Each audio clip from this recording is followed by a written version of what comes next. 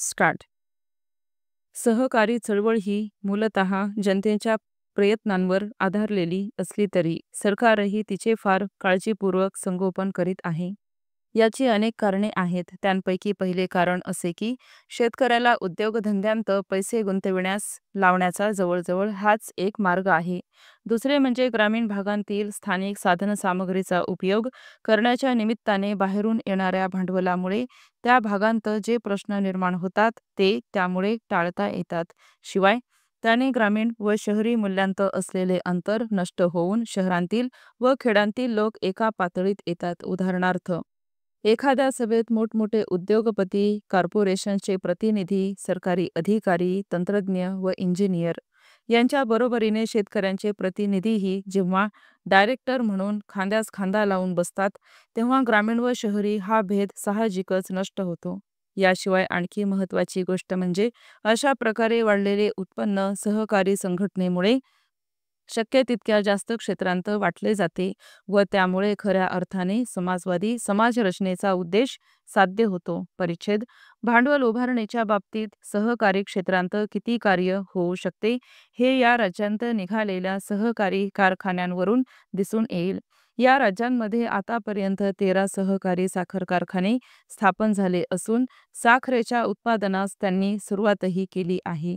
तिसऱ्या पंचवार्षिक योजनेच्या काळात अशा प्रकारचे आणखी 12 कारखाने उभारण्यात यावयाचे आहेत. आपल्याला नवल वाटेल, पण संबंध भारतात पहिला सहकारी साखर कारखाना उभारण्याच्या कामी अहमदनगरच्या एका गरीब शेतकऱ्याचेच प्रयत्न कारणीभूत झाले आहेत. इतरांशी सहकार्य करून हा कारखाना उभारण्याच्या कामी त्याने अतिशय परिश्रम घेतले. अशाच प्रकारचे उपक्रम आता भात, तेलबिया, सरकी आणि इतर क्षेत्रांतही होऊ पाहत आहेत. सहकारी तत्वाचे समाजावर होणारे परिणाम लक्षात न घेता ही निव्वळ औद्योगिक अर्थकारणाच्या दृष्टिकोनातून जरी या प्रयत्नाकडे पाहिले तरीही सहकारी क्षेत्रातल्या या संघटनेने शेतीविषयक उद्योगधंद्यांना कच्च्या मालाचा नियमित पुरवठा करण्याच्या कामी उत्तम कार्य करून दाखविले आहे हे स्पष्ट होते. हा कच्चा माल या धंद्याचा पायाच असून त्याचा सतत पुरवठा होत राहतो. याचे कारण हा कच्चा माल उत्पादन करणारेच वरील औद्योगिक उपक्रमांचे मालक असतात. दुसऱ्या शब्दांत सांगावयाचे म्हणजे सहकाराचा अवलंब करणारा शेतकरी हा या शेतीविषयक उद्योगधंद्यांतला उत्पादकही असल्यामुळे औद्योगिकीकरणाच्या प्रक्रियेत साहजिकच कार्यक्षमता व गती निर्माण होते. परिणामी खेड्यापाड्यांतून अशा प्रकारचे उद्योगधंदे निघण्यास आता सुरुवात झाली आहे आणि अर्थातच ही स्वागतार्ह अशीच गोष्ट आहे. परिच्छेद. सहकार हे सरकारचे एक लाडावलेले मूल असून सहकारालाच सरकार उठसूट पुढे करीत असते असा एक आरोप केला जातो. पण त्यांत काही तथ्य नाही. प्रत्येक पातळीवर औद्योगिकीकरणास चालना देण्याचा सरकारचा जो निर्धार आहे त्याचेच केवळ द्योतक असे हे वरील प्रकारचे प्रयत्न आहेत. औद्योगिकीकरणाच्या बाबतीत होणारे सर्वच प्रयत्न महत्त्वाचे व स्वागतार्ह आहेत.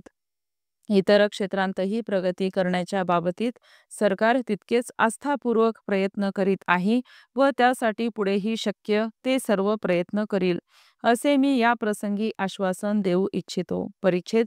औद्योगिकीकरणाच्या या संदर्भात आणखी एका महत्त्वाच्या प्रश्नाचा मी उल्लेख करू इच्छितो. शहरांतील वाढत्या कामगार वर्गाला काम पुरविण्याचा एक मोठाच प्रश्न आज आपणासमोर उभा आहे.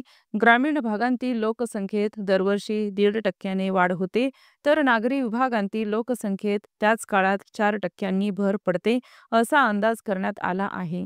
याचाच अर्थ असा की दरवर्षी 1,60,000 याप्रमाणे तिसऱ्या योजनेच्या काळात शहरी कामगारांच्या संख्येत 8 लाखांनी भर पडेल.